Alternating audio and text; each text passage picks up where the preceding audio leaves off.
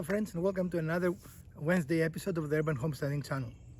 If this is your first time visiting our channel, we want to express to you a very warm welcome and invite you to watch any of our over 560 videos that we have arranged for your convenience in playlists, as we are confident you're going to find something both useful and entertaining to watch. If you've been here before, welcome back. If today is your birthday, whee! Happy birthday!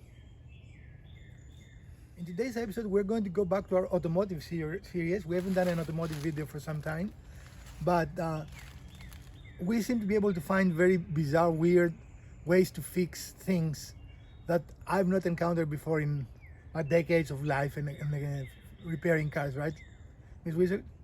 Yeah, there's always something new. And improved, right? So this is our Honda CR-V, and I don't remember, a few months ago, I don't even remember anymore.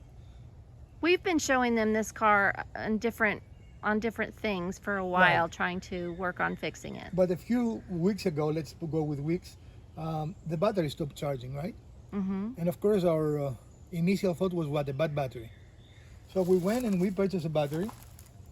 So I guess it was more than a few months, because that's 1120 is the battery. Mm-hmm. Well, I don't know. So we bought a new battery. We put it in the car. The car worked fine for 3 or 4 days, and then it died again on its way back to the house, right? Mm-hmm.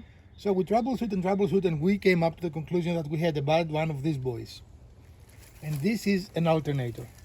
And the job of this device is to take power from the engine movement, right? So it takes kinetic energy and makes it into electric energy to feed the car. So the battery, in essence, only is used to start the car. That's its primary purpose. Mm-hmm. When the car is running, it's using the electricity that this guy produces. And also it charges the battery so it can start the car again, right? Mm-hmm.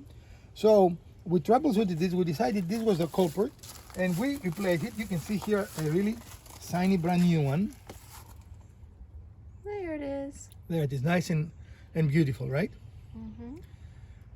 And before we gave this car to our son to drive to work, because this is his car, I decided, because I'm OCD, I guess, I decided to check and make sure that it was charging. Mm-hmm. And lo and behold, what did we find? It was not charging, right? Now, this is very irregular. We have a new battery, we have a new alternator, but we have no charge. Right. So the likelihood of a brand new alternator being bad, while not zero, is very, very small, right? It is not something that is very common. So I started looking, what else could it be? Because we didn't want to get into the trouble of taking the alternator out and changing a new alternator, that was too much trouble. So lo and behold, I found out something that I haven't even thought about, and that is that there is actually a fuse for this thing, right? Right. The alternator is fused, and I said, let's go and test it. Sure enough, we tested the fuse and we found it to be blown, right? Yep. Now, the series of events, it may be that the alternator went bad and blew the fuse, so the new alternator was in a dead circuit, right? Mm-hmm. Of course, I didn't even thought that the alternator would have a fuse, because the alternator does the opposite of all other devices, right? Instead of receiving electricity, it generates it. Right. So probably that fuse does the reverse thing, and that is to allow the alternator to give power to the system. But if the alternator overcharges, it will blow the fuse, and that is to protect the computers, right? I trust you. You trust me? Mm-hmm. All right, so let's talk about the fuse.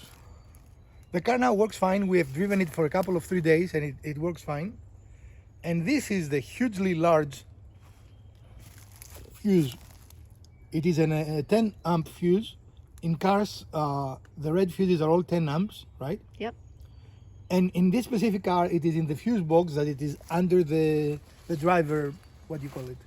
Under the steering wheel. Under the steering wheel. Yep. Under the panel.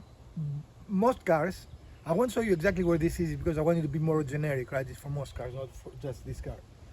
Most cars will have 2 fuse panels. One that will be under the driver, the steering wheel, and one that will be somewhere in the engine compartment, Mm-hmm. right?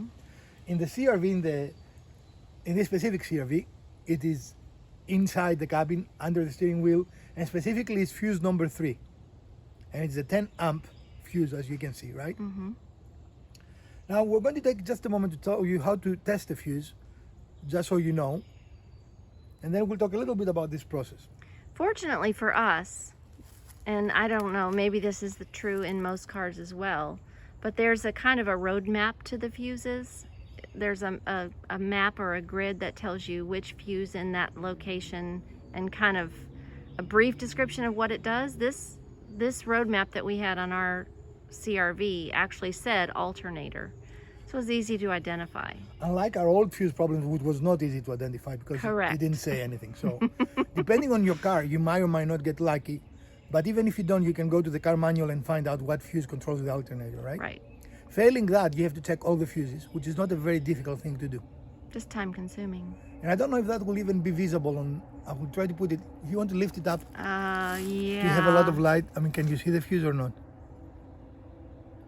If you look Not it in the really. air, you can see that there is a break, but it might not come through the camera.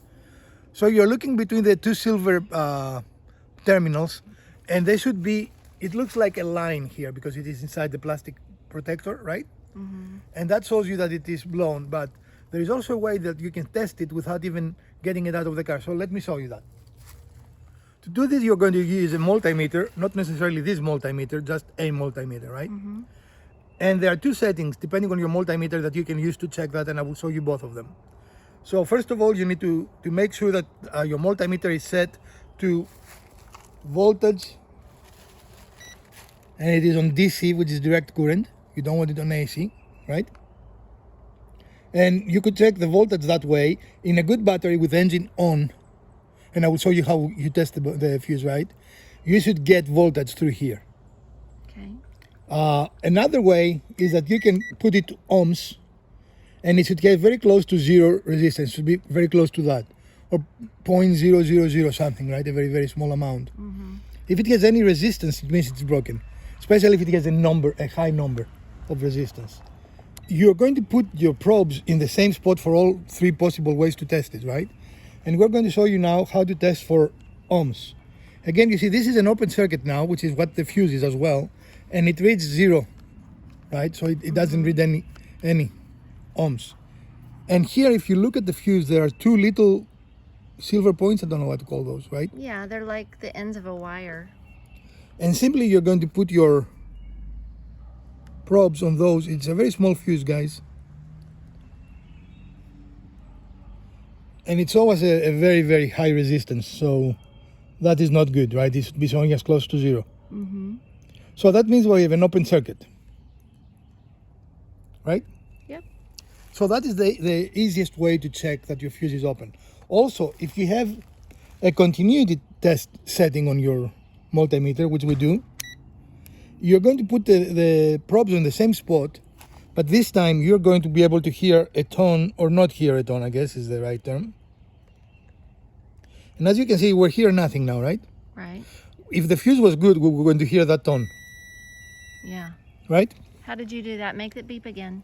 Well, if you touch the two probes, you make continuity, so that gives you a reading, right? Mm-hmm. So in the fuse, I don't have a good fuse to show that. So as promised, I want to talk a little more about fuses. And here are typical automotive fuses, as you can see. And we have this green one, which is 30 amps, right? Usually they will be the same. I don't know if it is visible, right? Mm-hmm. Especially if it is not upside down, it's better. Right. So the color will stay consistent. So this is 30. This white one is 25. This yellowish one, I guess it is yellow. What did I say? It's 20. This blue one is 15, and you already know the red one is 10, right? Yep. Now these are brand new. We got them out of the box. We bought the one that we saw you outside, which is the dead one. And all I'm going to show you is the difference between the dead one and the live one. It's alive, alive. Well, I was going to do it up there. It's not a problem. So I have it into the continuity test setting, and I'm not wearing my glasses, but you can hear the sound now, right? Yep. Okay. And if you want to put that down and put that on the blown one in, Put it in, huh? yeah. And as you can hear, nothing. Yep. You can hear the sound of silence. Simon and Garfunkel did not give us a copyright strike. Nope. So it is a fairly straightforward thing to do, and we recommend you all have a multimeter. Again, it doesn't have to be an advanced one, but it's a very useful tool in troubleshooting your car. Yep. The fuse, it is the same thing, you know, your continuity will give you a beep, which means that if it beeps, it's a good fuse. If it doesn't beep, it's a bad fuse, right? Does that make Right, sense? because you've closed the circuit. Correct. Yep. So you can have continuity, you can have ohms, or if it is still in the car, you should have voltage across those 2 points again, right? Let me see if I can show the points. This happened to be a very, very small fuse. They are bigger and they are smaller than this. Can you see it? Yep. Are the 2 points visible? Yep. So this is where you put your probes, on those 2 points. It makes no difference, there is no polarity to this, right? And in the voltage, if you have volts, there is polarity, but you cannot harm anything. It will read you negative versus positive, right? There is no concern there. You can put them on either of those and it will work. Now, what is the cost of this? Well, it is a few dollars because you cannot buy just one, right?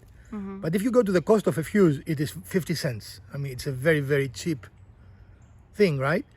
And in our case, because the battery had gone completely flat and the car has been without any power to even keep the computers up, we had all kinds of lights that came in. So don't be alarmed. When you have an electrical problem, you will have lights, you have codes, everything. You know, it was like a Christmas tree, if you remember, Miss Wizard. Yes. So when we fixed it and we start the car and the alternator kick on, all those things magically disappeared, right? Yep. We have no lights on the dashboard, the car drives well, we have no problems. So a 50-cent part, and here's my concern, that a scrupulous mechanic or a dishonest mechanic can charge you a lot of money for that, right? I mean, Potentially, yeah. the dealer wanted about $1,500 to change the alternator. Independent mechanics want a few $100s, you know, depending on your area. But we're talking about an expense that is several $100s, let's say, right? Versus 50 cents. Right. So even if you don't do it yourself, it's better to know, right? Definitely. But definitely, wouldn't you say changing a fuse is a very do-it-yourself project? It can be easy or hard depending on your car. On this CR-V is not the easiest one to solve, right? But there are cars that is much, much simpler to do. For sure. But in either way, I believe it's a DIY project. You can do it yourself. Yeah. It is not something you have to hire And it someone. doesn't cost a lot to test and see if that will fix your problem. Nope. But, you know, and if it doesn't, you haven't wasted much. Right. And in our case, it fixed our problem and it got us back to be mobile. So since we're talking about alternators and we talked about possible issues, I want to talk about all the possible issues. It is possible that you're going to have a frozen pulley, which is this device here, right? This should be able to spin. As you see here, I don't have to even hold it, right? Right. You give it a spin, it will spin. And we tested for that. I don't know if it is visible, but we use a very high-tech mechanics technique. We use A Sharpie. No, finger pulley. Oh, we use a Sharpie. We used a Sharpie. Pink Sharpie. To mark it, because when this turn, you cannot really see if it's turning or not. Does it make sense? Right. It just turns fast enough. But if it stops, you can see where it stops based on the mark you put on it. And if you watch it as it starts, you're going to see it, because before it gets to full speed, you know, you will know. If this is frozen, an easy way to fix that is actually to put oil here. And it will burn it, it will make a little bit of smoke, but it will do no harm, right? And often it will, you might need to use a ratchet and push it back and forward to release it, but that's another way in which the alternator might not even be bad, right? In our case, we know it was a bad alternator.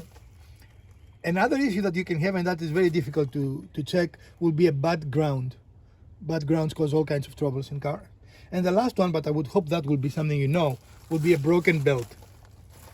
Frequently called an accessory belt or a serpentine belt. That's where I'm pointing right now. Yep. Now, if it is not broken, it might be slipping, or it might be in you know, a little off position, or if it's slipping, it might not be rotating the pulley at all, right? So these are things you can do with the engine not running. And cool.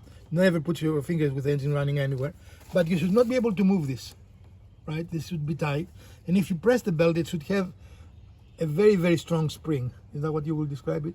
Taut. Taut. So again, look at our brand new alternator, how beautiful it looks down there. Sitting pretty. Shiny and new. Right.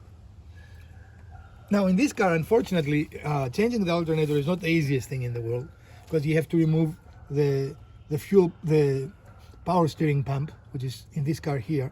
In some cars, in most cars actually, the alternator is the first thing on top, and it's one of the easiest things to change. Mm-hmm. But as we've found with other things that we've, worked on, This car, our Hondas tend to be a little more difficult and not as easily accessible. they tend to last a long time, but sometimes the way they've done the engineering makes it hard to be a do-it-yourself, right? Mm-hmm. So if you have alternator problems, if you have a battery that doesn't charge, the process of elimination, and why we did change the battery first, is because our battery was almost 10 years old, Mm-hmm. which is well past the lifespan of a battery. So it is a reasonable thing. Even if it was okay, it would have failed within a year or so. So we changed it, and in our case, we buy batteries at Walmart, and we're not actually what is the right sponsored by Walmart, but Walmart gives you a replacement warranty, which I bought batteries for Walmart for a long time, because I don't remember the exact time. It is I think it used to be 7 years or 5 years or something like that, full replacement. You just take the old battery, they give you a new one, and then a prorated up to 10 years, right? Mm-hmm. So I don't endorse Walmart, but I do buy Walmart batteries. I don't buy many things Walmart, but I buy Walmart batteries. So changing the battery, especially if it is an older battery, like if we had a problem now, and we did because it didn't work, right? Mm-hmm. I wouldn't change the battery because it is very unlikely the battery is the problem. Right. Then we knew this was the original alternator to the car because we had the car long enough to know that it was never changed. And alternators have a 7 to 8 year life expectancy. So this was beyond that. That's it? That's it. That doesn't seem like very much Well, for something that's so critical to the car. But was constantly, every time your car is on, this works. I mean, it has wear and tear. So for something that has 7 to 8 years life expectancy, it's worth trying to replace, right? If you buy the alternator yourself, this is about $100, and I bought mine on Amazon. I've bought many parts on Amazon with cars, and I've never had any problem. A dealer or a mechanic will probably put profit on that, but in any case, an alternator will be a several $100 repair versus a few $1,000 repair. Mm-hmm. But if those two things are good, and keeping in mind that most dealers will charge you maybe $170 diagnostic fee no matter what it is, I think it is well worth to check your fuse, right? It's a very, very small expense. It is very easy to fix, and if you don't have a multimeter, I do think it's a good idea to buy one. You can buy them for $6 or $7. They're not very expensive machines, right? I mean, mine is a little bit fancier. You don't need to have what I have, but a basic multimeter will give you all those functions, and you will be good to go. Anything I forgot, Mrs. Wizard? I don't think so. That's the whole story. Well, we hope you did enjoy this episode of the Urban Homesteading Channel, and you found our alternator discussion useful. If you did, it would greatly help the channel if you give us a thumbs up, and if you like it. Also, please leave a comment and share this video. Let us know if this video was something you'd like to see, or if the other videos you would like to see as well.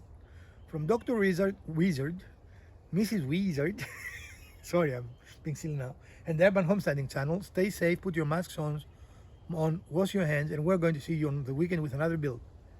Farewell, friends.